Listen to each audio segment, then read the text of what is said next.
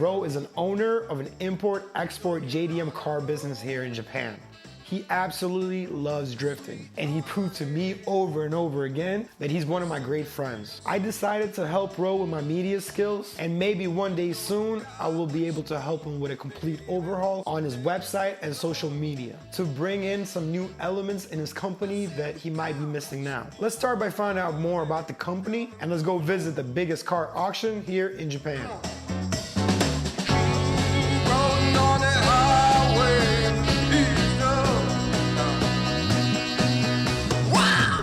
Consists of two people right now. It's me and my wife, Moni. We have 2 yards at the moment, one that can hold up to 70 cars and the other one can hold up to, I'd say, about 150. Both, you know, stashed away from the public. Nobody really knows where they are. So we got 2 trucks, one of which is this one that we've been using for the past year and a half, and we just actually picked up another one that is at the shop getting the back gate modified to be super low car friendly. How did you and Moni start this? So she's been doing trucks far way before than I could.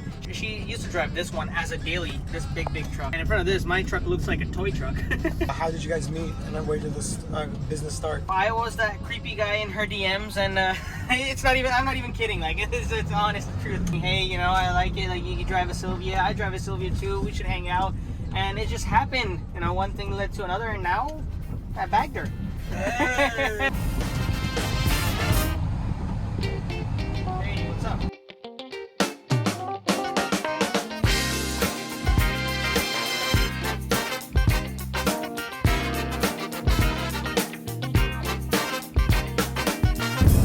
This side it's all Kawasaki. That side it's all Tokyo.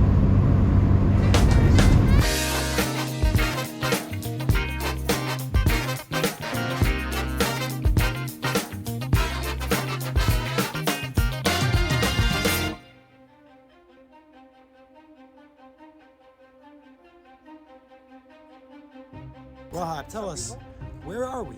So today we're at USS Tokyo Auctions. There's about 17,000 cars today, and we're gonna be buying a few. Are we buying this one right here? No, I'm not that rich yet, but we'll see. That We'll one? see. I mean, no. We gotta go to the poor man section. Let's go.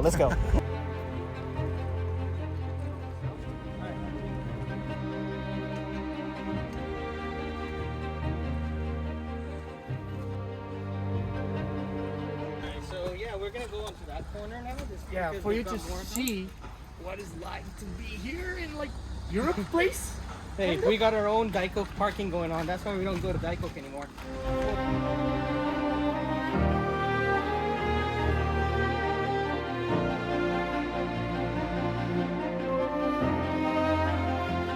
So this is one of my favorite sections to cross through. I know I'm not there yet, but this is where I actually want to be, you know, sell these kind of cars. All right, so you're gonna see a lot of variety of cars over here, and then, you know, we just passed by the exotic section, and then we got into the luxurious one, and then it's slowly gonna come down and down to like mom vans and stuff, and all of a sudden, boom, you're gonna see cars like those over there that you see. Turn that camera around, take a look at that. Wow. What? This auction's gonna blow your mind. Huh. What? It looks like Ricky's found something over there. Where we find Ricky? Where we find Ricky? Too shabby, you know what I'm saying? Ah, you know what this is? I know what this is. This is something that's missing the wide body kit and some Blitz 03 wheels. Yes, You know what this is? my dream car. Yeah. We gotta keep walking. We don't have time. Yeah. We are super duper late. Yeah, look at all those GTRs just chilling over there. Stop it. The difference between Daikoku and this auction right out now with the is like, guys. yeah, you can actually sit inside these cars. You can check them out however you want. You can start the engine up. You can put it in gear. You just cannot drive. But we've reached the manual corner, and we're gonna be looking at these the JDM legendary cars over here and see what's good, what's bad, what's shady. What you cannot see in the pictures, what you cannot see in the auction reports, you see in person. We do have a big list of cars to take a look at. We're just gonna go through it in the time being. So what kind of checks do you usually do? So we do everything. Like, we start up the car, we check the engine, transmission, and we look underneath it, look for rust spots, look for damages and everything, like inside, how the condition is of the car. For example, let's go with this carousel over here. We clearly know that it's swapped, but What they don't say on the auction report is what is it swapped with, what transmission does it have, because it's in the manual corner. Does it have a W58? Does it have an R154? And if it is an R154, is it from a JZX100 or is it from a JZX70? Stuff like that, you know. And then you go over here. There's a few things to check. Like over here. No, it's got the 3 lines going over the transmission, which tells us that it is an R154. And the way to tell if it's an R154 from a JZX100 or from a JZA70 is the shifter itself. So looking at it over here, this one is from a JZX100. But if you look at the auction report, it just says that it's been swapped to 5-speed transmission, but it does not say what transmission. But luckily this one is from a JZX100 or a JZX90 transmission, so still the good ones. So let's fire it up.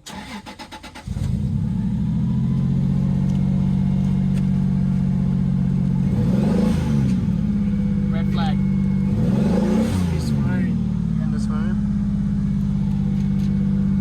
And it says that there's no issues in this corner about the engine, so that's the kind of stuff that you have to beware. It doesn't say anything. It does say that there's an engine check lamp that comes on, but it doesn't say that it's misfiring or anything. And it could be as simple as just coil packs, or it could be as worse as a dead piston. Yeah, that's my customer. Gotta make a call real quick and show him his car. Gotta work.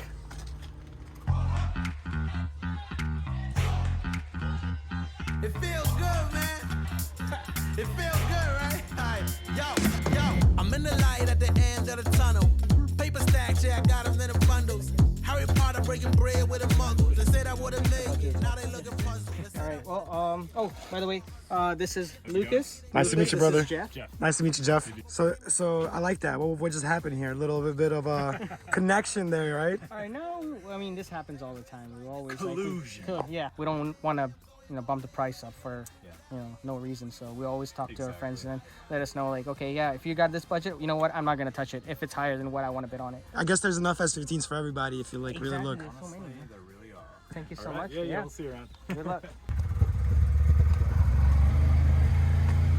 Smoky. She looked a bit fine to me, but.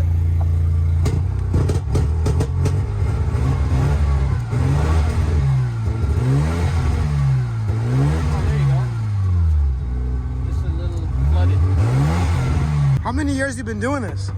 I've been in this business for the past 8 years now. I can tell, like, you have like this, like, you can hear it, you can feel it now. Yeah. Like, I would have said that car is shit, but you revved it out. You gotta wait. Because for the RX-7s, they're known for being rich. So you gotta be careful with those. You can look, there's a little bit of rust growing here and there. But this one isn't that major. Let's take a look at this in depth a little bit. So this car has been undercoated before, so I don't know. Maybe it's hiding something, maybe it's not. Let's look in the trunk. Let's take a look in the trunk and see what we can find.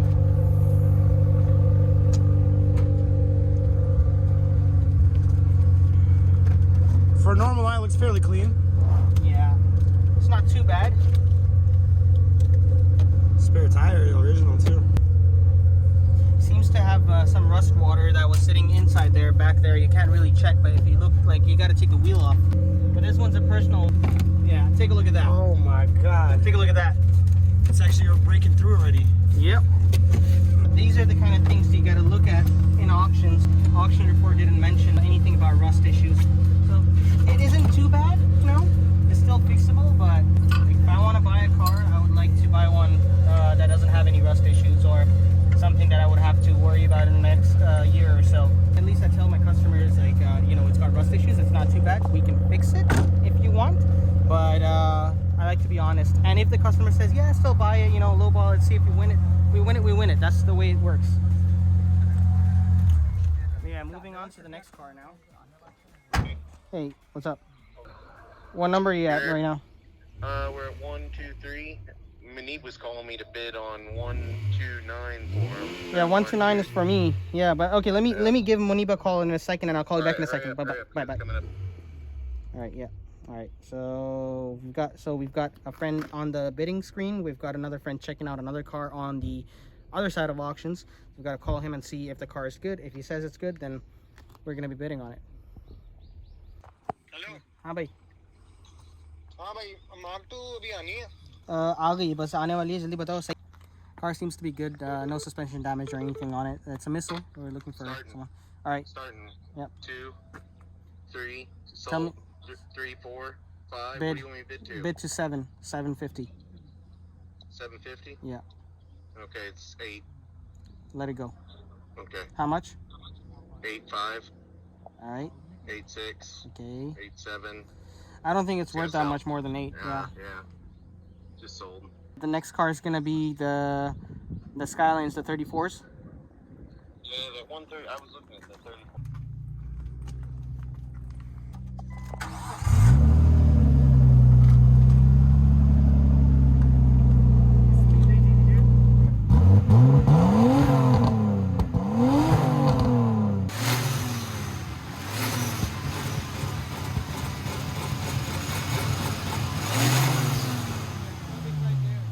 This one is from BN Sports. Has the full BN Sports body kit. Just got painted and everything. And That's awesome. Question: how did that Evo end up here? Because that thing is fire. I don't think any owner would get rid of that unless it's like. okay, let me explain about Japan. Right, you only get one parking space per person unless you're paying for a parking space extra. And if you buy a new car, you have to get rid of your old one, and that's what probably would have happened with this one. So, yeah, that's why it's a shame it's in auctions, but hope the next owner, whoever buys it, you know, maybe me, fingers crossed, but whoever buys it takes care of it. It's a fucking unicorn, isn't it? It is. I like it. It's kind of my style. Like it's got the Valino Z8 RS on the back and the front as well. Like it's nice. Ding dong, they just think they are. Another little wannabe gangster trying to play hard. Ding dong, they just think they are. Another little wannabe gangster trying to play hard. This is like a car show. Like, look at these Skylines, JZX 90, Evo. That's completely wide body, bombed to shit. Being incredible. I'm so sad that we overslept a little bit today because there's not enough time to see everything, and there's so much drama. Like, I love this auction vibe. Like, filming Rohab doing his auction thing, he's so good at it. He's such a hustler, and like, that excites me. I want to be more like that too. Like, I'm pretty soft when it comes to bargaining, so I hope to learn a lot from Rohab. So we have checked out all the cars, and the cars, there's a lot of cars. It's really hard to choose from. So what's next, Rohab? Where do we actually buy the cars? All right, so let's walk in here. There's a lot of monitors over here, and that's where all these cars are selling. So if you want to bid, that's where you come in. Oh crap! Oh my God, that's. Ding dong, ding dong, ding dong, ding dong, ding dong, ding dong, ding dong, ding. So what? All right, the way this works is that, all right, so we've got about 12 cars auctioning at the same exact time because we've got about 17,000 cars to sell between 9 a.m. to 9 p.m. And right in front of you, you've got vans, you've got Jeeps, you've got all the foreign cars, the exotics and everything auction, even crash cars. It's like the crash car corner over here. Got 2 buttons for each screen. Each screen means like if I was to sign in, and we've got these 2 cars auctioning right now, we just so it's going to be the left screen and the right screen. That's what these 2 buttons are for. And if you want to bid on, let's say on the right screen over here, we just click it, and then we basically start bidding. Did you just buy a car? No, we didn't. We didn't buy a car. Shit, not like. Does it kind of feel like gambling? Kind of is, you know. It's kind. I don't know. I don't know what you'd say to it, but it's just like whoever bids the highest wins. So. How many times a week do you come here to do this? So I usually come here every Thursday. That's when this auction house sells cars. But I go on the Tuesday auctions, which is closer to us in Yokohama, and then we've got the Nagoya auction tomorrow. That's Friday. So yeah, these 3 auctions, but we do have auctions every day of the week. So this is a couple friends of mine that got them into the business and everything. They're here. They've got their own companies and their own businesses. Tyler Tomodachi here. what's going on, man? Hey man, my name's Lucas. Nice to meet you, man. Lucas, nice to meet you. And then we've got Ricky from Bananas Car Shop. Hey, what's up, bro? Lucas Bandana, nice to meet you. How you been? Oh yeah, they're in the same field as I am, and So they're your competition? No. not really. I wouldn't consider it a family, that's what I We're would family. say. Yeah. Hey, I'd that's say we what's like up. to grow together, you know. I was gonna say Rohab's a little sour. He just had a customer message him the other day and say, "Hey, I decided to go with Tyler Tomodachi instead." I call it bullshit. First one ever. Hey, you must be proud, huh? Yeah. Finally got somebody over me. Good day. It has a lot of rust issues though. I'm just gonna let it go. Check ka daw, Okinawa ka? It came from Okinawa. How much you wanna bid on it? 300. I'll I'm not gonna I'll bid win. 400 on it. If you bid 300, I'm bidding 400. Get out of here. I'm not gonna let you win this one. I told you the prices for these are going up. Yeah.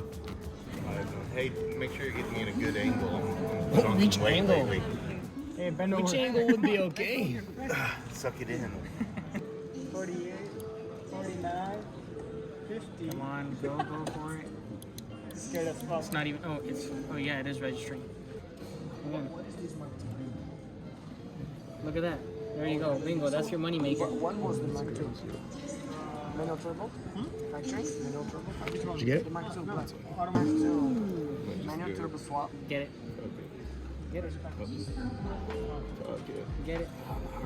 This is too much to pay for this car. What? You want it. Good job. Proud of you. Basically, it's true. I overpaid for a Mark II. No, I'm joking. So basically, nobody bid high enough on the car, and they didn't want to sell the car for the highest bid. So they continue raising the price, trying to get somebody to entice them to hit the button. And anyways, nobody hit it, and so they just posted the price they want for the car. And this one, coincidentally, it was a buy it now price. But usually And they'll. you got it for a steal. Yep. I don't think that was a bad price. You're gonna make money on it. Yeah. How much do you think you're gonna make on it though? You know. About like $20,000. I wish. I probably make about $1,500 to $2,000 depending on what the customer wants to do. I get very nervous and up and down. My heart starts pounding. I really get into this stuff. It's like it's exciting. It's funny. It gets exciting. It's funny watching his face whenever he does something. He gets to laughing at me sometimes, like whenever I win an expensive car and I start shaking real bad and shit. Oh, I've seen him. He's like, should I do it? I'm like, like I can't. I like it'll be like, oh, I gotta stop hitting this button, and it's like I can't. You know, so yeah. Like I'm a little shaky right now. You know. They ever cancel happens. Yeah. Happens. Used to happen with me, like not anymore. The way I've set my business, like I always ask for a deposit. We all do, all people here. But there's people out there that don't ask for a deposit and they get burned. Like in the beginning, when I didn't do that, I had to pay $30,000 for a GTR, and I didn't have a customer for the next 6 months for it, just because my customer said I want it. And then I won the car, and what he says is, I don't want to buy it anymore. I found a better deal somewhere else. I'm like, bro, I already bought a car for you, and it was easy for him to say like, oh, you can sell it to somebody else. And I was stuck with that $30,000. It's true, it happens. It happens with the best of us. Yeah. You got to be careful. Definitely first-time customers, I take like 40% of a deposit. If you're a repeat customer, then it's usually like $1,500 for the car. You know, 40% still, like, you know, if they do back out, I'll return them most of their 40%. I'd probably keep my commission fee of $1,500, and from there, just you know, sell it. But they're not getting their 40% back until I sell the car. It kind of seems complicated, and my question is, like, what would you suggest for a first-time person just getting into this? Because I mean, you could really. Into this business, you need to actually take deposits up front from a customer. I know it's not understandable by a lot of people. They say, oh, but I don't know you, like as a dealer. Like, what if you run away with my money? But you have to, you know, place your trust into us. Like, you got to do your research with the people that you're going through, and you know, ask around, see if any of these people have ever done business with us before. And of course, there's a lot of people out there that would vouch for me, for Tyler, for me, for all the people that I know around here. But there's also some people, the shady people out there that you don't really know, and then it's just It's money's gone. every day you hear of Happens. a guy sending, you know, 50, 60 grand, and The guy disappears. Do you hear that happening? Like people like taking the money from Americans? And Oh, me and one of my friends just went to Chiba a month and a half ago to look for a red RX-7 that a guy bought, like waiting for it to be U.S. legal. And we showed up, and this guy was like, "I've never had a red RX-7," and the guy is like well known for taking people's money and never giving them a car, just taking pictures of the car, maybe sell it to somebody else. And I mean, he's done it to hundreds of people, and just. you know. And the way the Japan rule works is that if you don't have any, even if you have any contracts, but you're doing it, because our customers are U.S. military, they're not part of Japan, so the government here won't help you with anything. So it's just anything done overseas. Like if I have somebody from overseas send me money and I fuck them, it doesn't matter to the Japanese government at all. You can't sue them. Like, That's nothing why will come out of it. That's why they put a big crackdown on opening company banks around here, because Japan was like probably one of the biggest like funnelers of scams. Like just because you could just go in and open a bank account, and like no questions asked. But now it's a pain in the ass, man.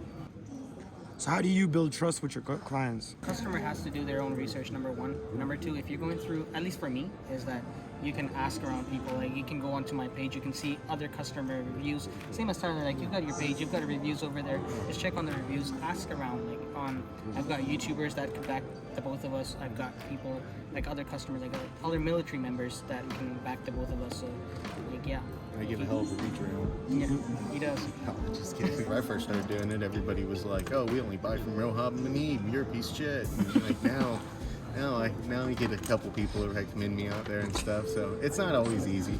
You have your hard times. How can somebody not trust this little cute teddy bear? Like, come on. Yeah. No, honestly, like I'm new here, but these two guys look fucking trustworthy. I don't know about these two shady motherfuckers. That's good. Bro, you're talking to the worst ones. Yeah. What do we got here? You got a Mark II JZX 100. It's a factory black. There's not many factory blacks. Don't quote me on the number, but there's around 200. One of my customers wanted a drift car, and so this is what we got him here. It has the Power FC. The cluster's broken on this one. The speedo doesn't work and everything. We just found that out. Well, we knew the mileage wasn't displayed. We've got a few little goodies for drifting, and he's a painter himself, and got the sunroof, and he'll be real happy to get something like this. We were able to get it for a good price for him, and we'll probably fix it up and sell it in the States. You know, we've got some sweet wheels. So the day's over. You know, we're back at the truck again. It's loaded up, packed, and ready to go back home. And sadly, we didn't pick up any cars for ourselves, for our customers, just because the prices have been a bit higher. But I'm happy to help a friend of mine, Tyler, that's over here right now. And yeah, we're just gonna be helping him transport his car back to Yokohama. And yeah, I mean, it was a fun one today. Happens all the time, you know, buying cars, and we don't really get to win cars sometimes. We came late, but all in all, had a good time. And yeah, we'll be back again for the next one. So let's go out and have some dinner. Have you had Coco's yet? No. You haven't had Coco's yet? Oh, I gotta go then. Let's go. I mean, you're missing out, bro. You're missing out. I'm super disciplined on my diet right now, but don't cut this out too. I can't let my wife. I mean, you look like you're fire, bro. What do you mean? Arigato.